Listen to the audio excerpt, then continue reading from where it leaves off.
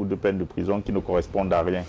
Parce que vous avez revendiqué un droit. Mais il y a eu des libérations de prisonniers dits politiques ou bien de la crise anglophone.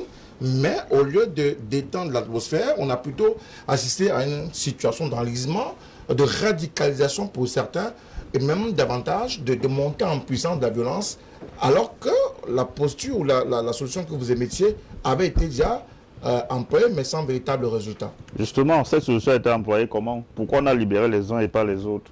Pourquoi dans les DDR, on accepte de recevoir des gens qui ont pris des armes, qui ont tué, et qu'une autre personne, comme un gars comme Manchou BBC, parce qu'il a fait une manifestation publique, est encore en détention. Entre autres, hein, il y a beaucoup de prisonniers de la crise anglophone qui ne sont pas encore jugés jusqu'à nos jours, depuis 5 ans.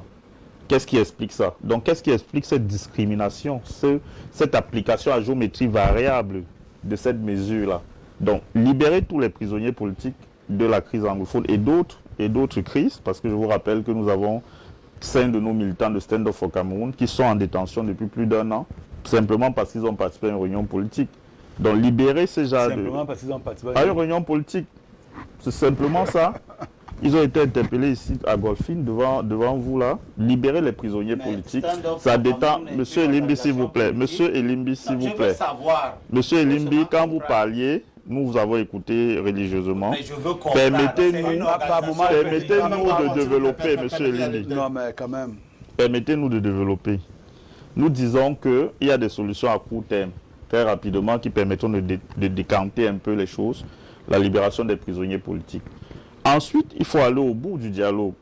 Tout à l'heure, vous aviez dit que les Ayoub Tab et tout ça ne représentaient personne, mais nous avons constaté qu'en juillet 2020, les officiels de l'État du Cameroun ont pris langue avec ces personnes-là et ont commencé à dialoguer. Il faut aller au bout, il faut discuter. Il faut garder allumée cette flamme de la discussion-là pour pouvoir trouver des solutions consensuelles qui sont participatives. Donc ça, c'est les solutions à très court terme. Maintenant, à moyen long terme, à notre niveau, que ce soit au niveau du CPP, que ce soit au niveau de Stand Up for Cameroun, qui est un mouvement politique, M. Elimbi Lobert, qui regroupe plusieurs partis politiques et d'autres associations, nous sommes pour la mise en place, la mise en branle d'une transition politique. Une transition politique qui commence par le départ de votre régime, M. Mott.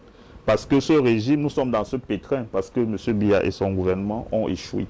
Et nous ne sommes plus capables, ne sommes plus les personnes de la situation capables de trouver les solutions à nos problèmes.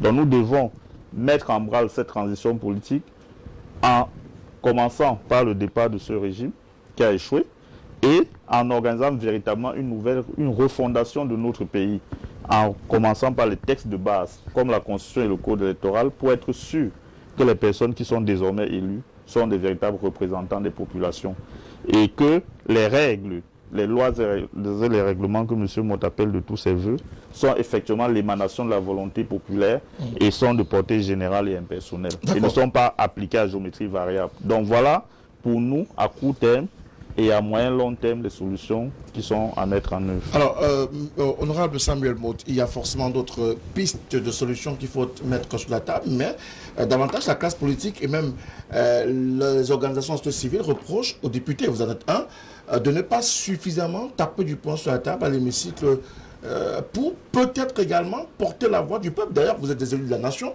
pour mieux porter les aspirations des populations, à raison, à tort ou à raison, de faire cesser encore, peut-être, réduire à sa plus simple expression la situation de nord-ouest et sud-ouest.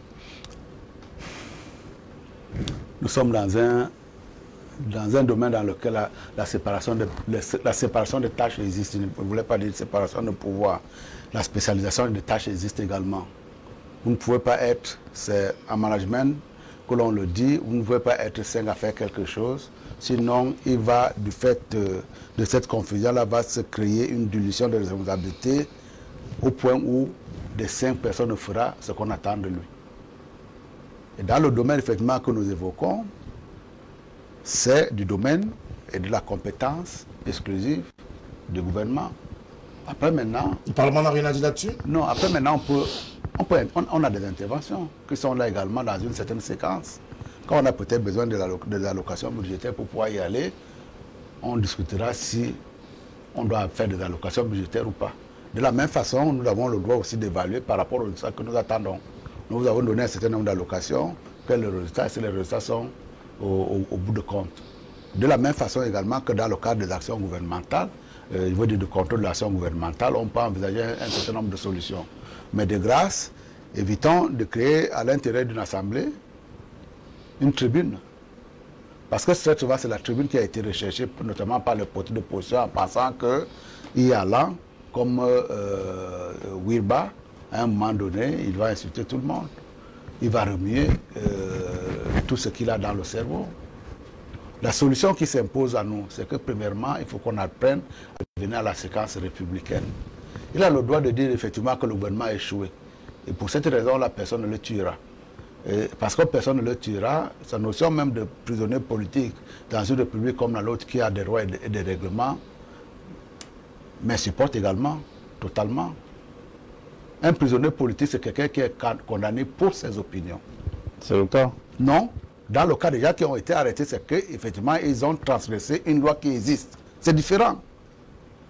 Vous avez l'opinion, vous avez le droit de dire, effectivement, le gouvernement a échoué, c'est une opinion. On ne vous tuerait pas pour ça. Mais à partir du moment qu'il y a une règle qu'on demande à tout le monde de respecter et que vous ne l'avez pas respectée, vous perdez. Et ce n'est pas parce que vous êtes un homme politique que vous allez avoir la casquette du prisonnier politique. Un prisonnier politique, ce n'est pas un homme politique en prison. C'est un homme qui a été arrêté du fait de ses opinions. Et dans le Cameroun qui est le nôtre, il n'y a pas une seule personne qui se trouve aujourd'hui en prison parce qu'il a émis un certain nombre d'opinions. Et donc la solution, effectivement, ce serait qu'on revienne à la séquence... Non, c'est bien ça, Maître Ndifen.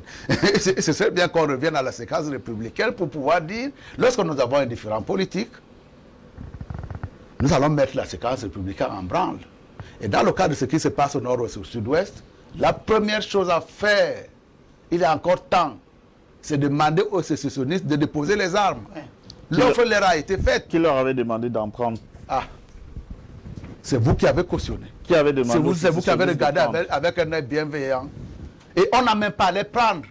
On n'a pas à les prendre. Justement. On n'a pas à les prendre. Qui leur avait demandé d'en prendre? Qui leur demandait de déposer? Ah, mais voilà, vous voyez, on est en plein sophisme là.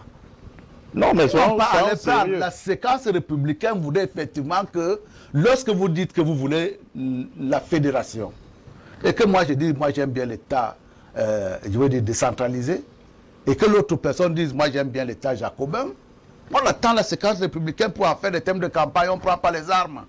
Et ils n'ont pas demandé l'autorisation du gouvernement pour pouvoir prendre les armes. Justement. Maintenant, la République bienveillante a bien voulu dire, il y a eu ces différends-là qui aura pour vocation de durer.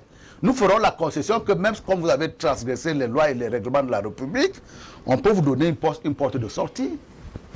Engouffrons, demandez aux gens de s'engouffrer là-dedans pour pouvoir en sortir.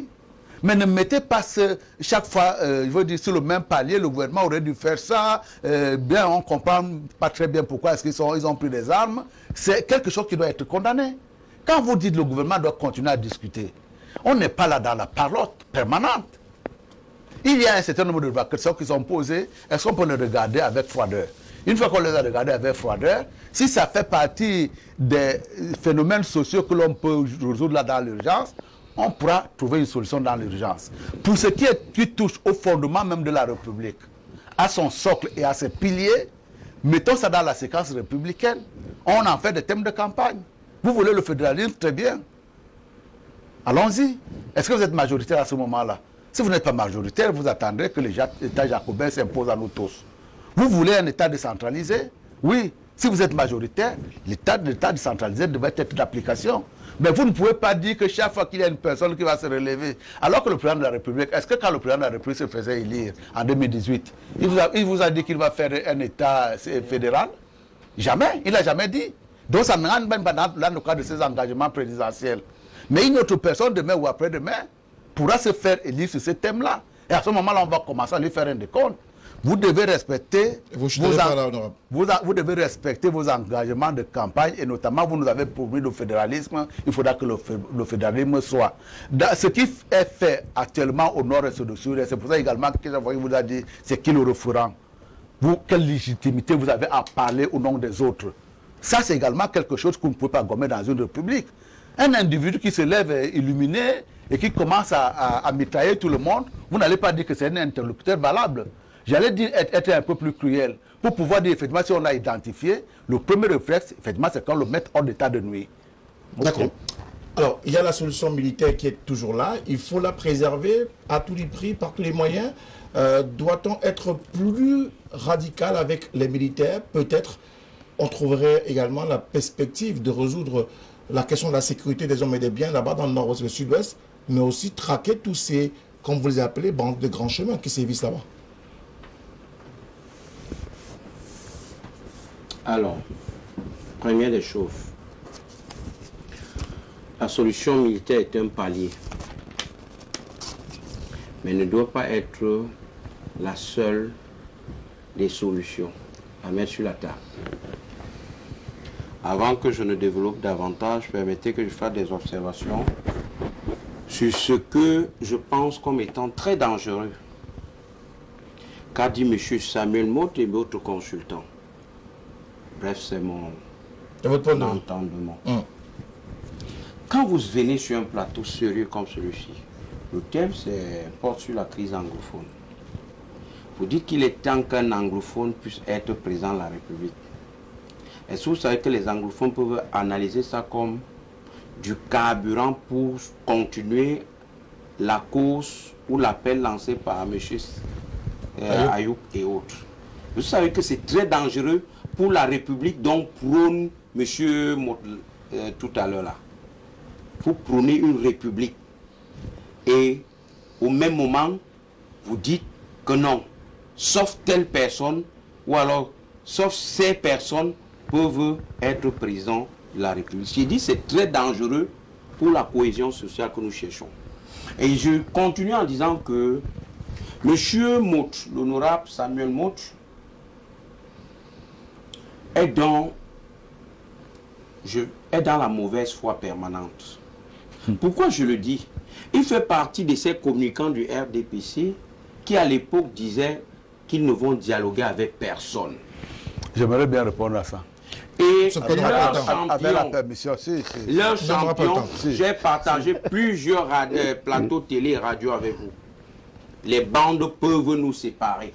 Où vous avez dit qu'il n'y aura pas de dialogue, monsieur l'honorable.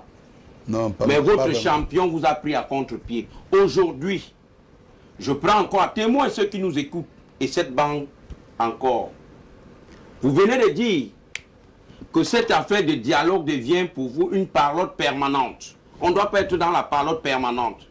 Vous continuez encore de dire aujourd'hui et maintenant que les vœux d'un dialogue que nous lançons ou que nous formulons, pour vous, sont vains, sont inutiles, parce qu'on ne doit pas parler chaque jour. Mais je vais vous faire comprendre que vous ne pouvez pas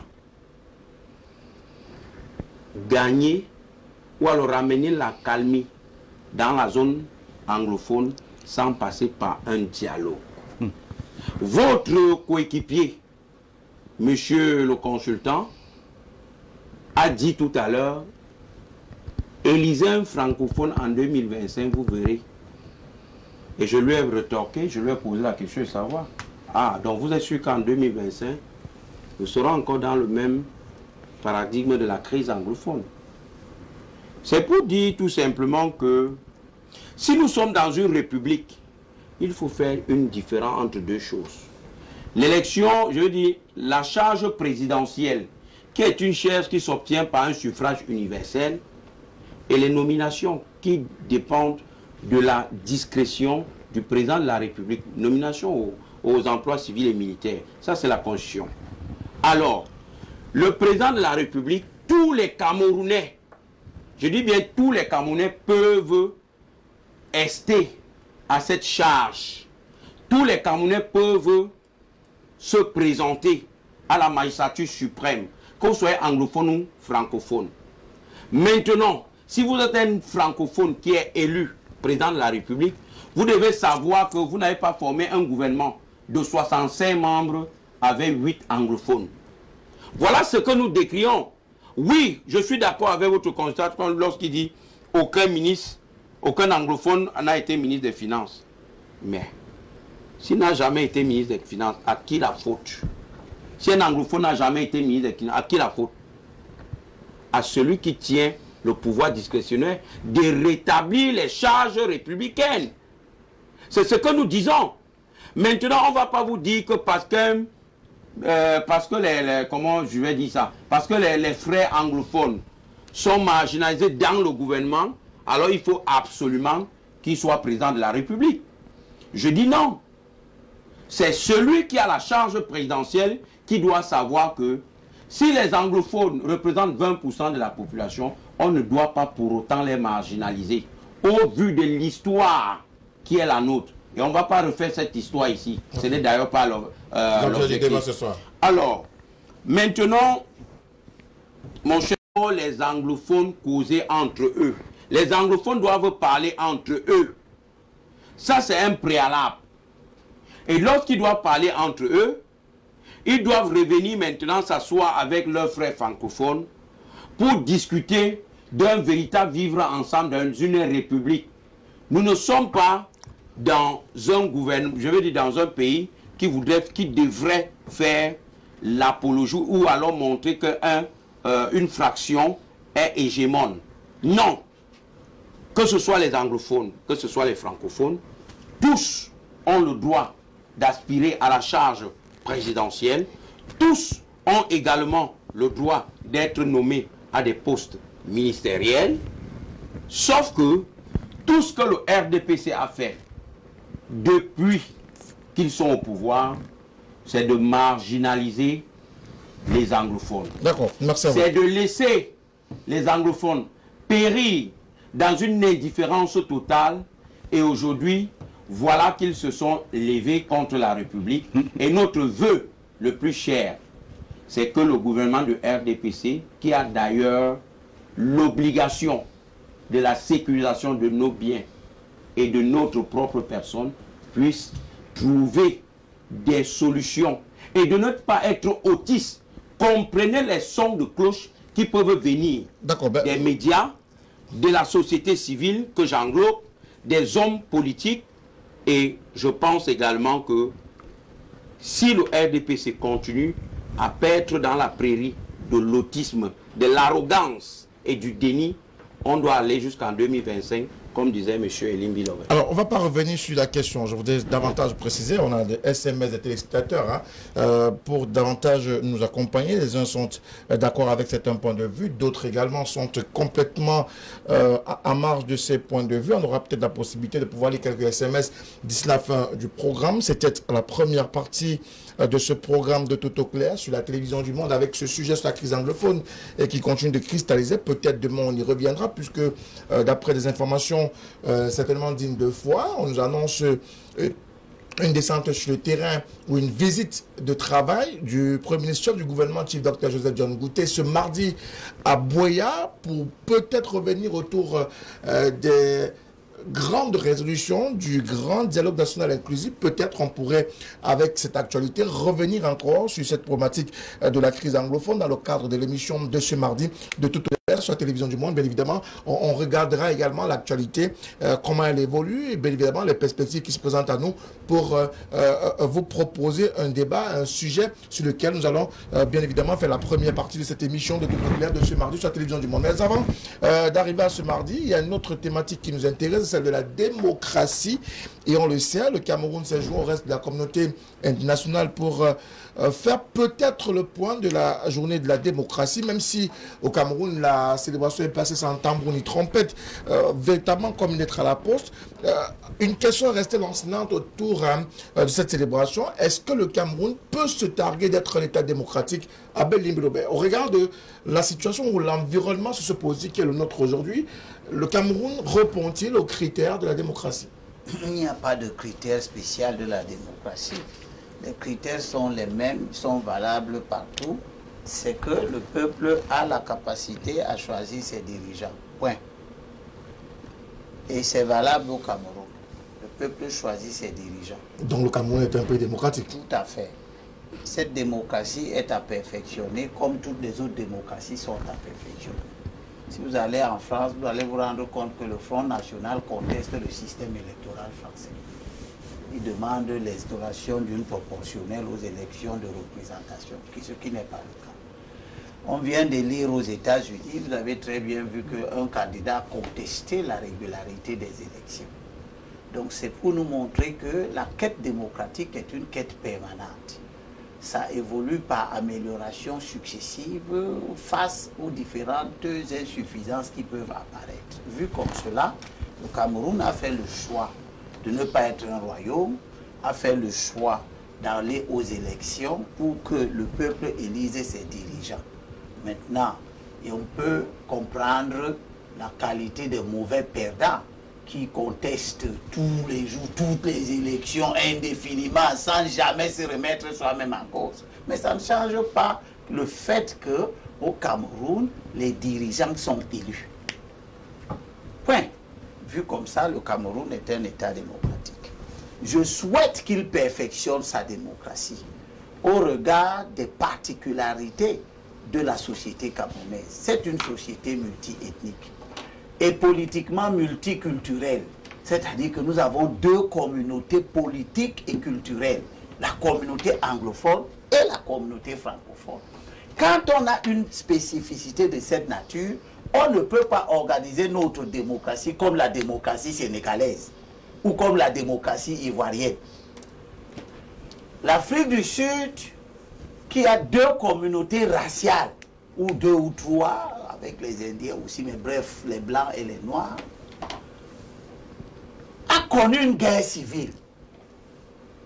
Parce qu'on a voulu organiser une démocratie. Parce que l'Afrique du Sud, l'apartheid était une démocratie. On élisait les gens. Sauf que c'était une mauvaise démocratie qui avait exclu une partie sur des bases raciales. Ça a donné lieu à une guerre civile. Jusqu'à ce que les gens acceptent que l'élément racial ne soit plus un déterminant de la démocratie sud-africaine. La démocratie camerounaise, qui est en construction, est à un stade où elle doit encore tenir compte de l'existence des particularismes. Si elle ne le fait pas, elle va générer des conflits interminables. Après la crise anglophone, il y aura une autre crise basée toujours sur le fait que certaines communautés, ça peut être des communautés politico-culturelles comme communautés anglophones, ou ça peut être des communautés ethniques.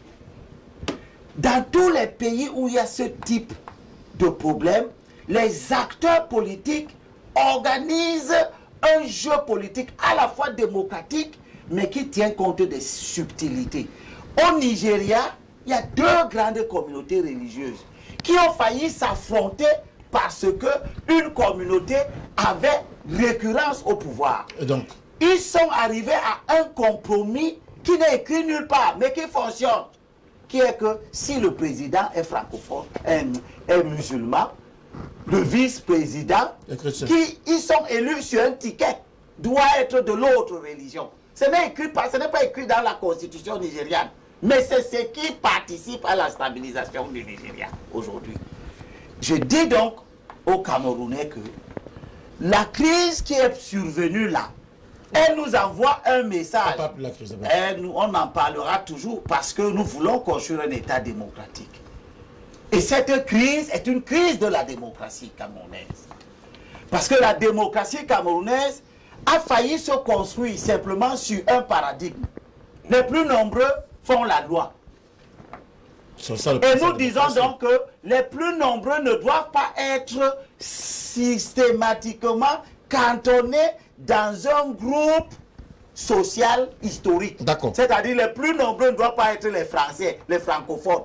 Les plus nombreux, c'est ceux qui se mettent d'accord pour choisir de manière à ce que le choix concourt à nous donner la paix et le bon fonctionnement. C'est pour ça qu'en 2025, si nous ne lisons pas un anglophone, qu'il soit de l'opposition ou qu'il soit du pouvoir, nous allons créer les germes de la perpétuation de ce conflit-là. Et les mêmes viendront bavarder pour nous expliquer des tas de choses. Vu l'aspect présenté par Béli Mulba, même si le Cameroun peut être considéré comme un État démocratique, il y a quand même des imperfections qui remettent en cause l'État démocratique.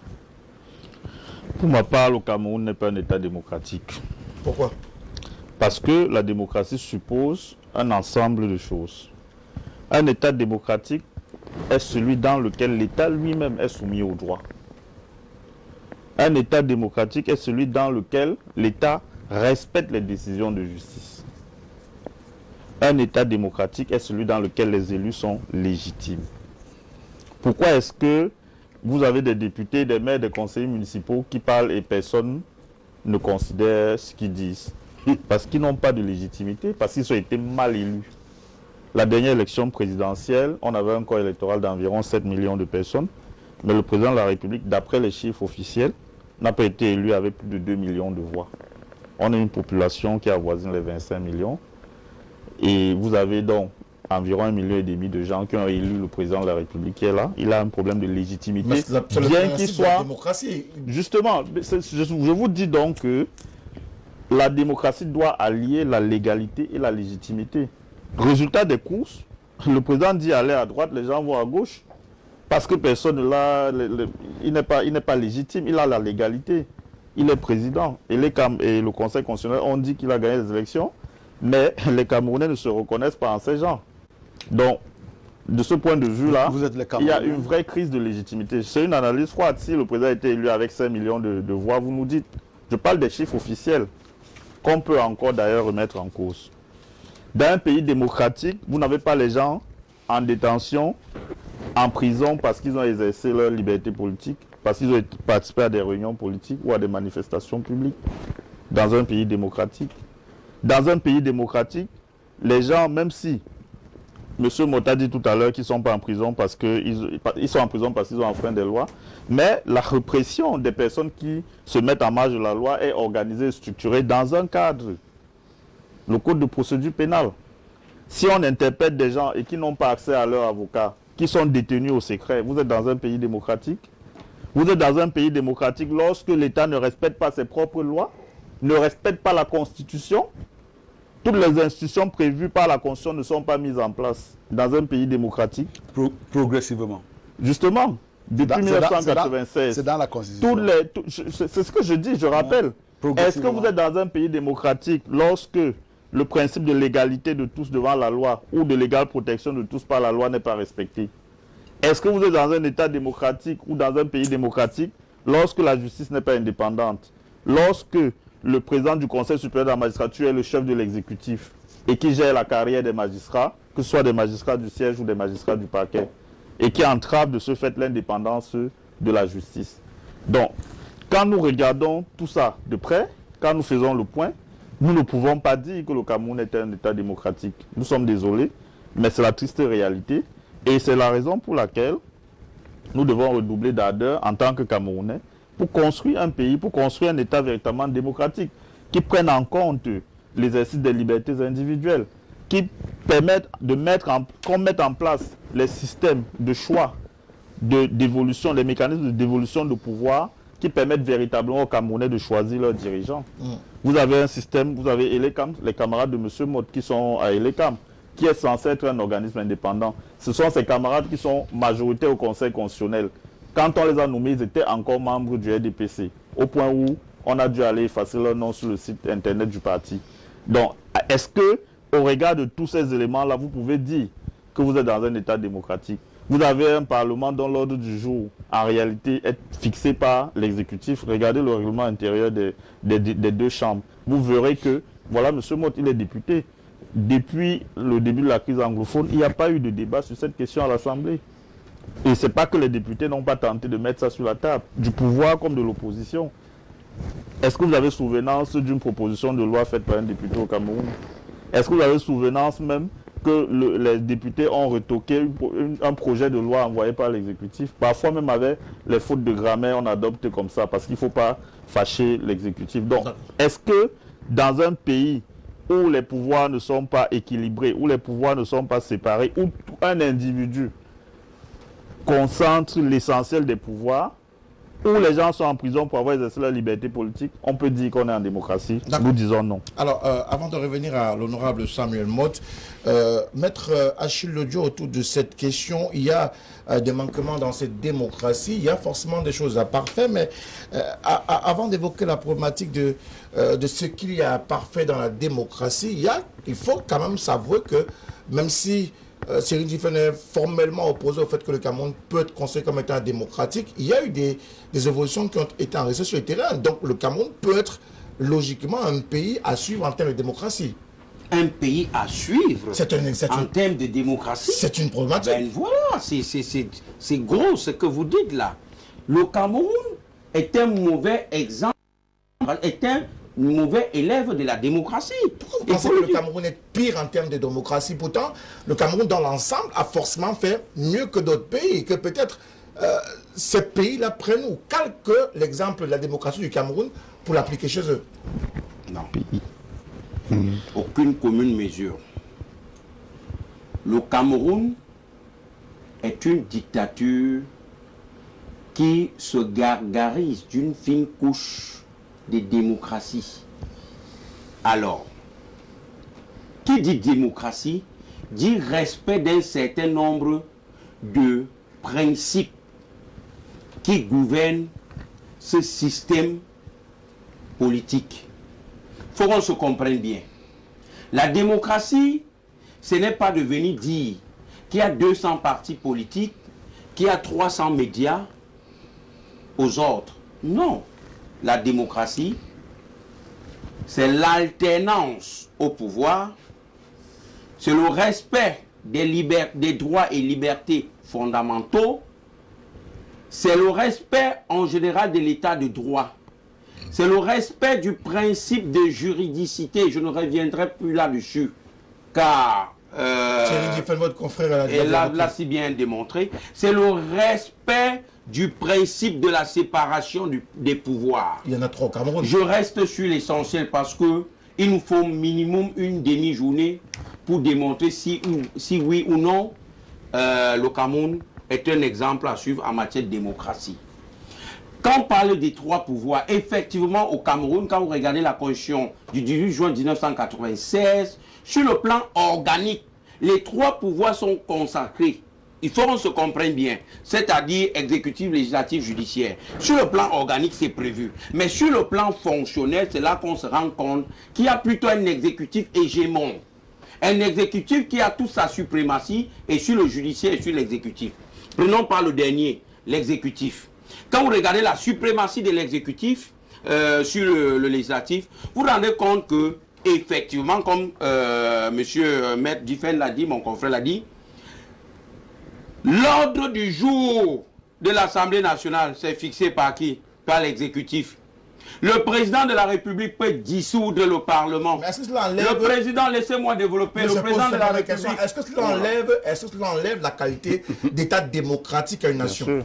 C'est quoi dans la démocratie? On te dit que la démocratie, c'est d'abord respecter les trois pouvoirs. Les trois pouvoirs doivent se neutraliser.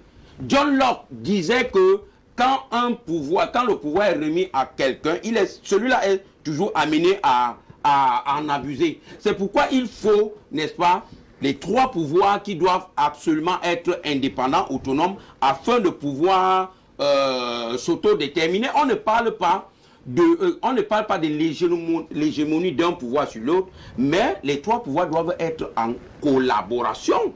Or, on se rend compte au Cameroun que l'exécutif est un exécutif hégémon, permettez le pléonasme. Alors, je vous dis que le président de la République peut dissoudre l'Assemblée nationale. Le président de la République peut passer directement à consulter le peuple en passant directement par le référendum. Le président de la République peut prendre les ordonnances, article 28 de la Constitution. Donc, le président de la République est un législateur au Cameroun. Et vous allez vous rendre compte que M. Motte à l'Assemblée nationale ne fait que ce que son parti, qui a la majorité présidentielle, dit. Quand vous regardez encore les relations entre l'exécutif et le judiciaire, vous rendez encore compte qu'effectivement les magistrats ne peuvent rien. Quand vous regardez les magistrats, on appelle ça du siège, vous rendez compte que leur carrière, c'est-à-dire l'intégration, la promotion et le plan disciplinaire, sont gérés par un organe qu'on appelle le Conseil supérieur de la magistrature, qui est présidé par le président de la République, avec pour vice-président le ministre de la Justice. Quand vous prenez également dans le même palier les magistrats du parquet, magistrature debout, vous vous rendez compte qu'ils sont gérés du début à la fin par le ministre de la Justice, ce qui est inacceptable. Vous regardez également sur le même palier que, effectivement, chez nous, on dit que le pouvoir judiciaire est chapeauté par la Cour suprême. Mais quels sont ceux qui sont à la Cour suprême? C'est encore ceux qui sont élus par le président de la République. Et quand vous regardez sur le volet de... vous sortirez par là. Je vous ai dit, je prends juste l'essentiel parce qu'il nous faudra une demi-journée pour en parler, pour démontrer que le Cameroun, je l'ai dit, est une dictature enveloppée d'un peu de démocratie. De démocratie. Je n'ai pas fini, je vais finir par la permettre. Je vous sais très convivial avec moi. Alors, je disais que en ce qui concerne toujours l'hégémonie de l'exécutif sur le judiciaire, effectivement, avec ces arrêts de poursuite. Avec ces arrêts de poursuite, voilà comment le président de la République peut rester. Les poursuites sont engagées, vous dire, allez. Merci beaucoup, s'il vous plaît, honorable, je viens à vous. Il a de même du pouvoir de grâce. Je viens à vous, honorable. Vous avez la parole.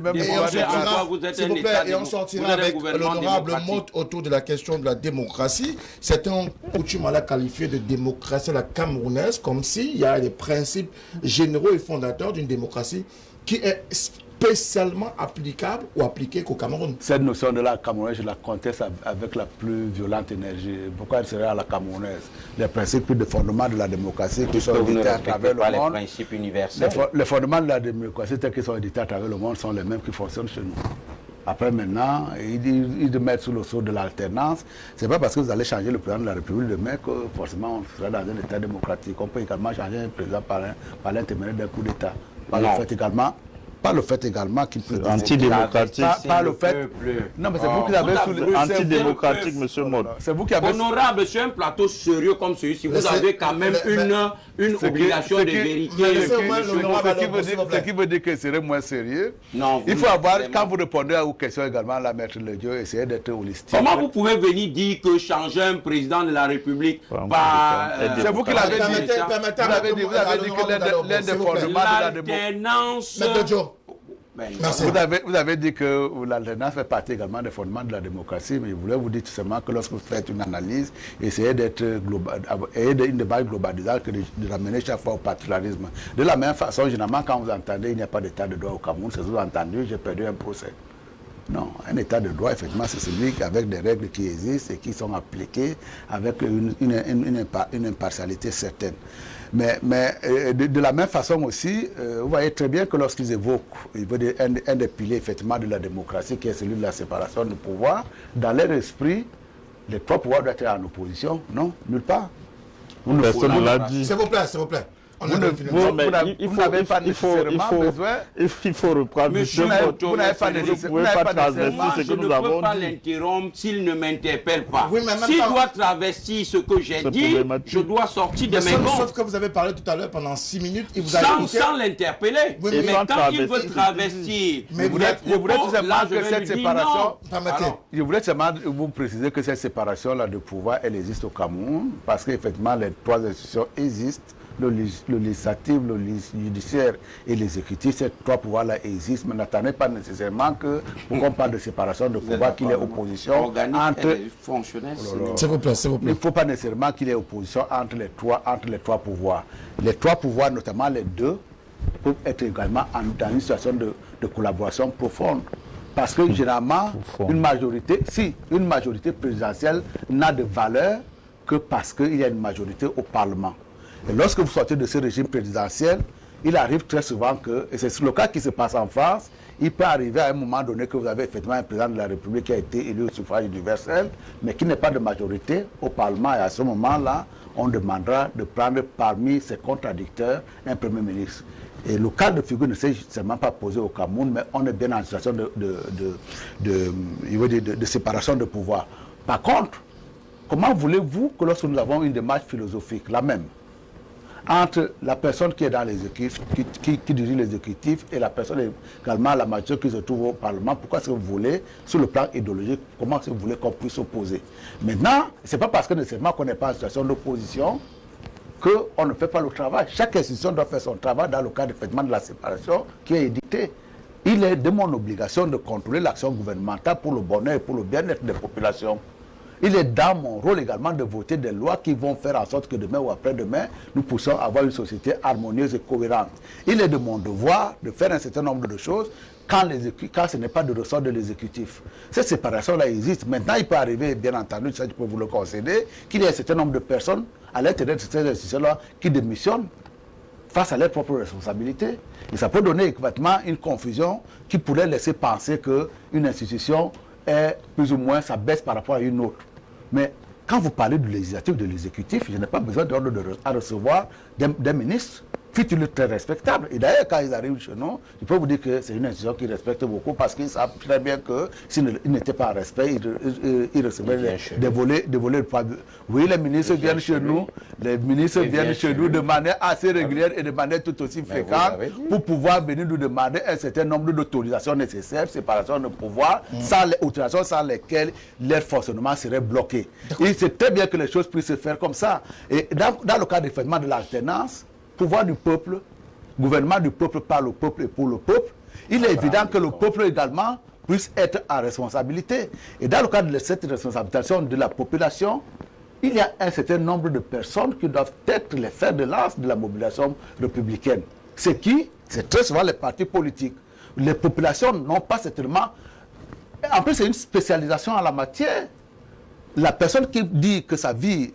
elle sera celle d'un homme politique, il faut effectivement qu'il s'investisse dans ce cadre-là, de telle manière à ce que c'est lui qui puisse donner une indication à une population qui est chargée également de s'occuper d'un certain nombre d'autres pans de la société républicaine.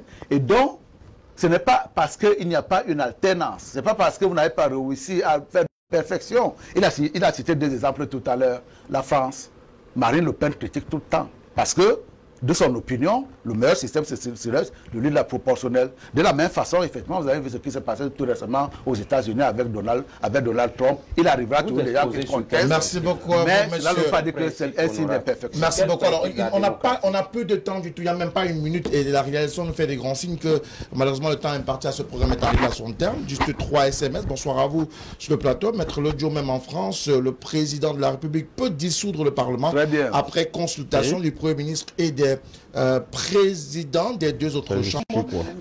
Dites aux opposants sur le plateau que dans une dictature, on ne prononce même pas le mot dictature. C'est une réaction de M. Yves Abama, militant du RDPC. Bonsoir à vous sur... Heureusement que tu choisis seulement les messages des chiens poulets. Ah, c'est ça. Je prends les messages. Bonsoir à vous sur le plateau. De quoi parle maître Achille Lodjo? John Frundi a toujours été... Mais l'honorable Nietzsche et Maître Lodjo défendaient le camp opposé à Frundi. La preuve, quand Joshua aussi a voté contre le leader en bas, Maître Lodjo et son clan du SDF étaient les premiers à dire qu'il a mal fait aujourd'hui. Ils viennent retourner leur veste sur les plateaux de télévision. Autre réaction, bonsoir à vous sur le plateau. Ce phénomène d'agression sur les FMO dans... non, c'est pas alors j'ai retrouvé le SMS. La crise du Nozo a certes des racines profondes, connues, mais jamais elle ne s'était muée en véritable situation de guerre asymétrique, accompagnée d'actes purement, outrancièrement et concrètement criminels et terroristes. Le peuple n'encourage jamais ou n'encouragera jamais des bandes criminelles, des drogués et des hors-la-loi qui ne suivent aucune règle de convivialité, n'obéissent qu'à des réseaux sectaires d'ici et d'ailleurs, ne travaillant pas pour la paix et surtout n'agissant pas dans l'intérêt des populations. Le peuple en majorité s'insurge vivement contre les allégations mensongères, provocatrices, insensées et malhonnêtes venant de certains compatriotes militants de certains partis politiques. Mais au-delà de tout, ce peuple-là doit pouvoir assumer son destin.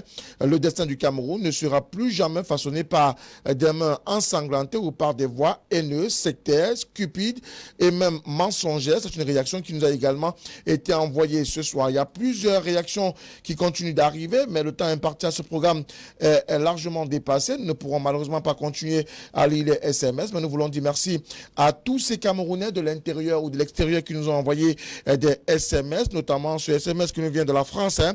Maître Achille Ledjo, vous n'êtes pas dans la vérité. L'armée camerounaise sort tous ses moyens de guerre. Les Ambazouniens seront tous effacés et à moins de temps qu'on ne puisse l'imaginer, Monsieur Frédéric, est-ce que c'est ma position? Est-ce que j'ai demandé de démilitariser la zone? Vous permettez que je puisse aller au bout? Mais non, il ne faut pas lire du n'importe quoi. Il faut qu'on ait en fin d'émission. J'ai pas fini le SMS. Non, soyez sérieux. Vous ne pouvez pas dire est-ce que c'est ma position? Je lis le SMS. Allez-y. Merci beaucoup. Ouais. Alors, par contre, le téléspectateur pense que l'option militaire doit être renforcée pour davantage suivre la posture de Maître Lodjo, qui au départ, comme le SDF avait dit, démilitariser les régions du Nord-Ouest. Et je lis le SMS du Camerounais, il s'appelle Jules, il nous a écrit de l'étranger. Merci à vous tous qui nous avez envoyé des SMS encore ce soir. C'est la tradition, c'est tout au clair, lundi, mardi, mercredi, sur la télévision du monde, des thématiques des invités, mais également la possibilité de donner la parole à travers les SMS, mais également le suivi sur notre page Facebook. Continuez à nous faire confiance. Reste en compagnie du programme. Bonsoir à toutes et à tous et à très bientôt. Au revoir.